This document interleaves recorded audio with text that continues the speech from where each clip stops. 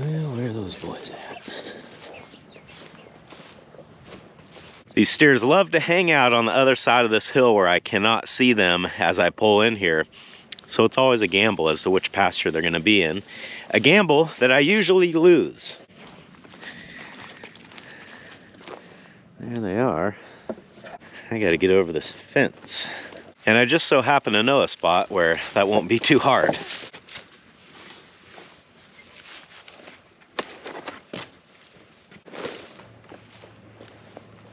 Hey there, boys.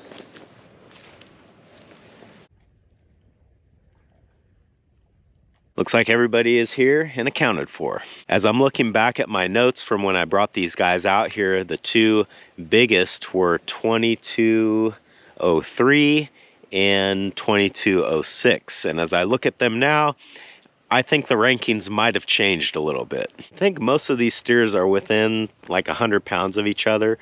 So even though we've got some that are doing obviously better than others, it's not by that much. But anyway, you slice it. This looks like a pretty content group of steers to me. Just laying back here chewing their cud, so I guess we'll leave them alone. The landowners wanted to do some mowing out here. If you've noticed, some of this pasture is mowed down. We've still got a lot of these cool season grasses popping up on the edges of the field.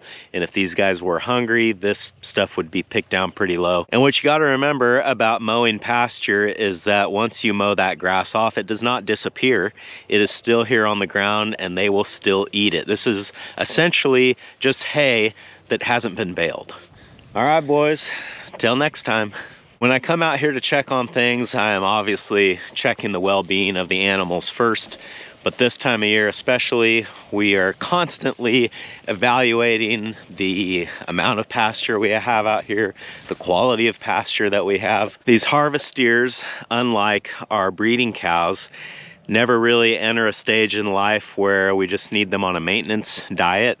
We always want them to be gaining weight. And this time of year, pasture is changing, so it's important to keep a close eye on it. So that's gonna do it for out here at the steer pasture. Let's run back to the ranch because we got stuff we gotta do there too. That's what's going on today on Farmer Tyler Ranch.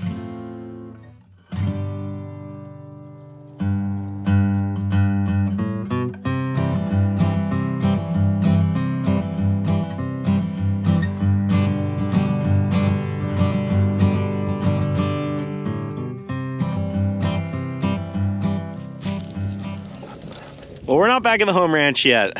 Before jumping in the car, I decided to come down here and check water, as I should. And I guess it's a good thing I did this time because there's a problem here. This water trough is almost empty and I'm not really sure what's going on. So let's see if we can figure it out. Oh. Well, there's our problem. Well, now we know why the hose was turned off, and I started thinking, well, I'll have to bring a new hose here. But then I looked at this setup and no, I can fix this right now. This is a Leatherman job. I don't really even need any special tools. There we go.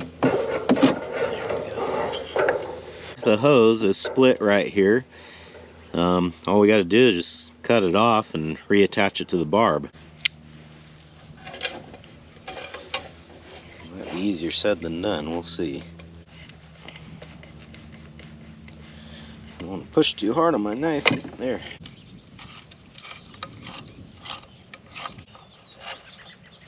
So this will probably be the hardest part. Hopefully this is the hardest part, I should say. Getting this old hose off of there because it is pretty hard. Been sitting out in the sun for who knows how long.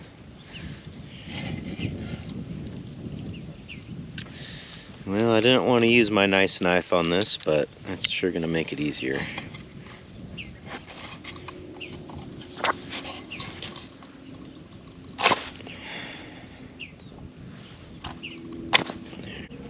Oh, come on.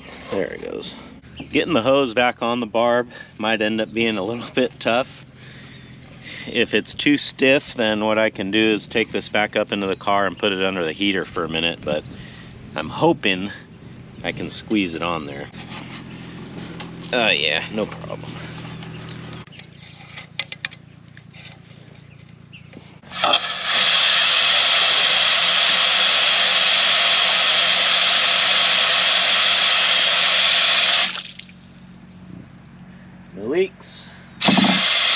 I need to clean this out before I fill it up again.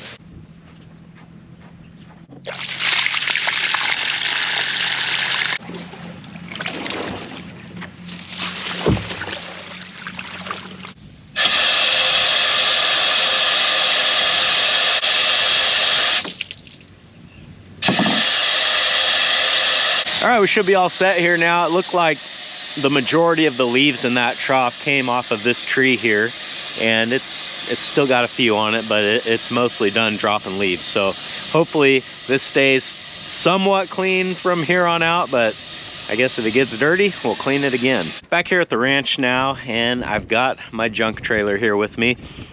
I know there's a few things that I've got over here that need to go to the dump, so I figured today would be a good day to get this all loaded up.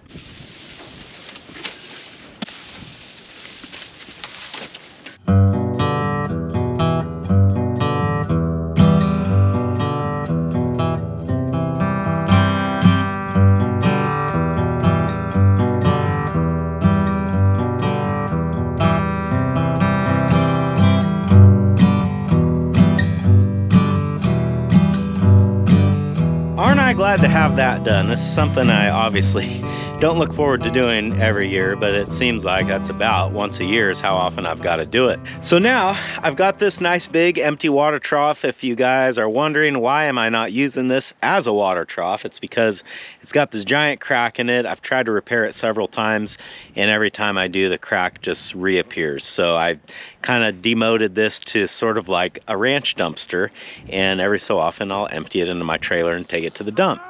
But this year I'm thinking about a little bit of a different plan, and I'm going to explain that to you right now. Now, as regular viewers might remember, I've got some issues with my main water source here in the big corral, and as we move into winter and the cattle are going to be spending, well, the ones that stay here anyway, are going to be spending all of their time in the big corral. This is a very important water source because this is the only place that they have to get water. It's got some pinholes. The foundation that the trough is sitting on is just dirt, so now the trough is starting to twist and leak, and it's got several things going on here. So the idea is to take this water trough out, repair the leaks, get it straightened out best I can, and then dump a couple loads of gravel right here where it goes so that it has a much more solid foundation to hopefully prevent this from happening again. Long term, I would like to pour a cement pad here and a cement water trough, but that's not going to happen this year. The problem is that I need to remove this out of the corral so that I can work on it, but in the meantime, there is no other source of water for these cows. So that's where this old Rubbermaid water trough is kind of coming back into play. I think if I could repair this and make it hold this time, which I have an idea how to do that. In the past, I've just tried to repair this with JB Weld, but I think if I use like some metal straps that actually bolt into the trough and then JB Weld all around that is going to help keep the trough from flexing, which I think ultimately is what was re-breaking the crack. The other thing that I can do to sort of help my odds of success is to put that water trough here in the bale feeder.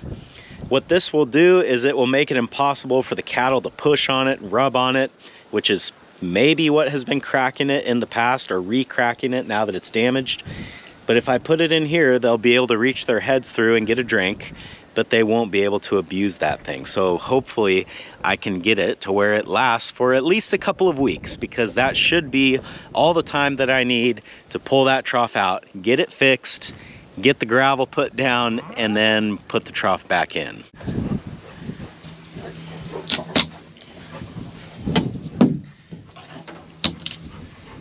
JB Weld doesn't really stick to this very well. Oh, the people are gonna get mad now. So I guess first thing, we need to get all this old JB Weld off of here. You can see, it doesn't really stick all that great. In fact, it flakes off pretty easily, which makes me wonder, is it just foolish to try to use JB Weld again? Maybe there's a better product out there.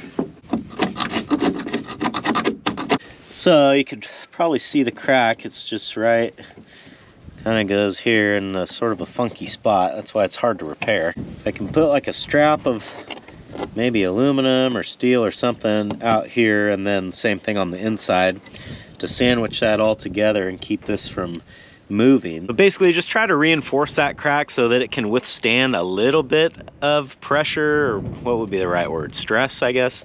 Upon thinking about this further, I'm now kind of leaning towards just using some silicone and then 2 metal patches that can kind of like sandwich that all together. The JB Weld, the problem that I kept having with it is that it would crack. So I think if I use some silicone, which is a little bit softer by nature, that it will be able to flex a little bit and all that without cracking. So it might even end up working better. And I think it's worth a try. So let's do it. You stay. This will be a good test for Belly. I traced these cardboard templates out when we were back at the ranch. I didn't film that just because it's a lot of back and forth trial and error, but I think these shapes are pretty much what I need, so I'm just gonna transfer this onto my piece of metal. We'll break out the plasma cutter and cut them out, and then they should be ready to go on.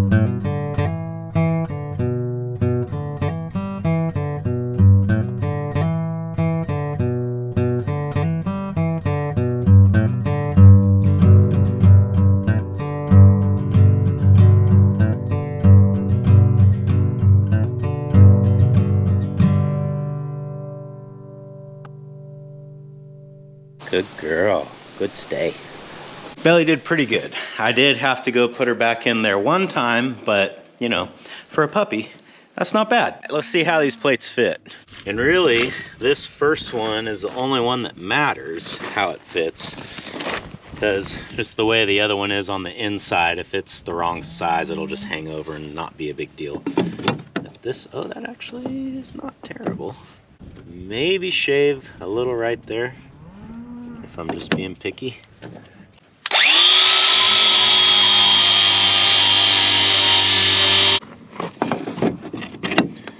Oh yeah, that's a lot better.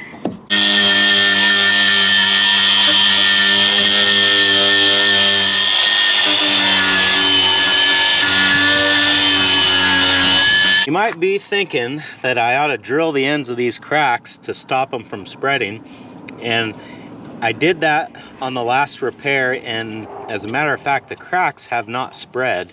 They just re-broke again. So that actually gives me a little bit of hope for this repair. The big problem is that the trough was able to shift a little bit, just enough to crack that JB Weld, but not spread these cracks out any further. So hopefully having these big plates here will hold everything together and that won't happen again. That hole needs to be about there.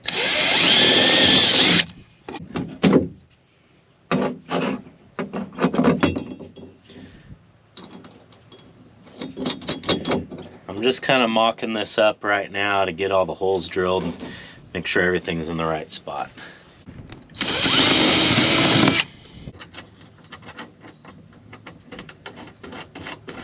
That's looking good, actually.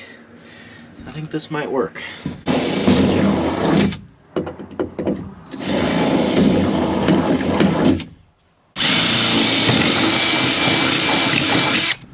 So I'm going to be using this Quick Seal Ultra. It's just clear silicone. This is for kitchen, bath, and plumbing, which I figured that ought to be good because it's, you know, this is kind of like a big sink, right? What makes me want to use this specific sealant is that it says somewhere, now I can't see it, but it says that it's crack proof, meaning that it is flexible, and I think that's kind of what this is going to need. So we're gonna just slather as much of this stuff on there as we can and put those plates together, and hopefully we won't have any leaks. Really, I want to try to kind of inject it into that crack if I can. Seems like that would be to my advantage. Where's that hole? It's here somewhere. There you are.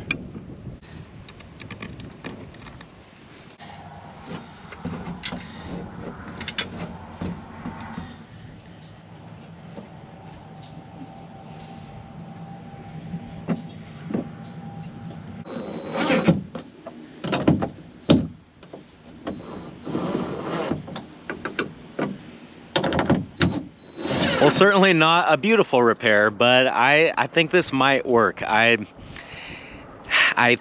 feel like I have more confidence in this than the JB Weld repair, but really time will tell.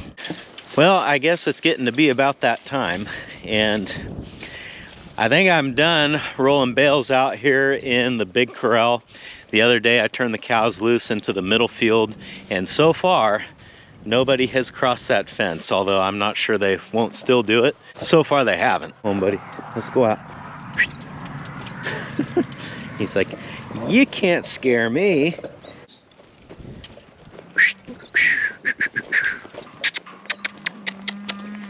Out, out, out, out.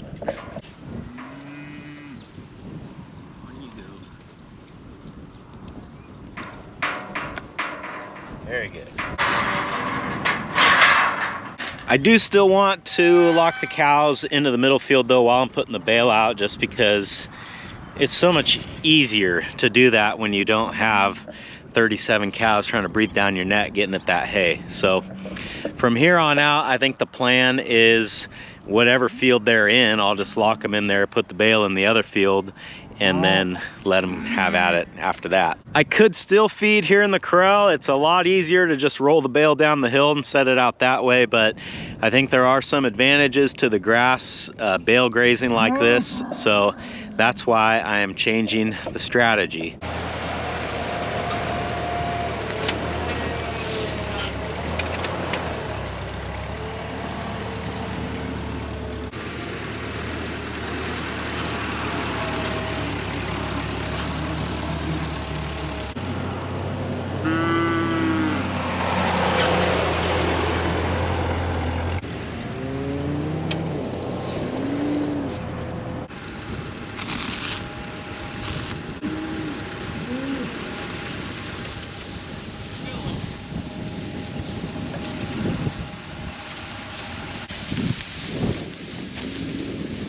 They'll spread out the rest of that.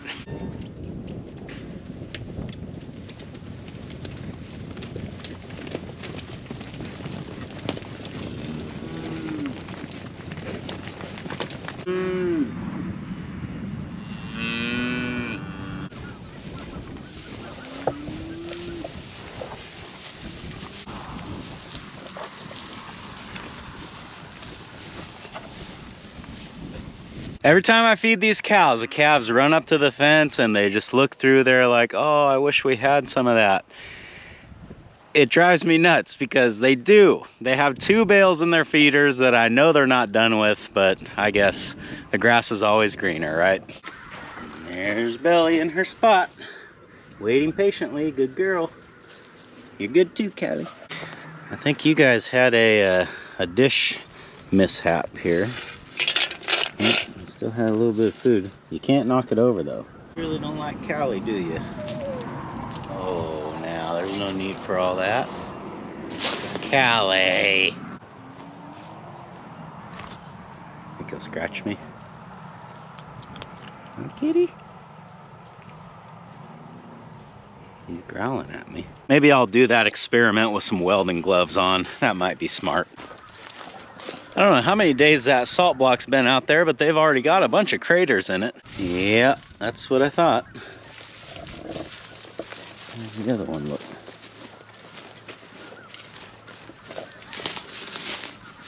Still got plenty here too. You see that?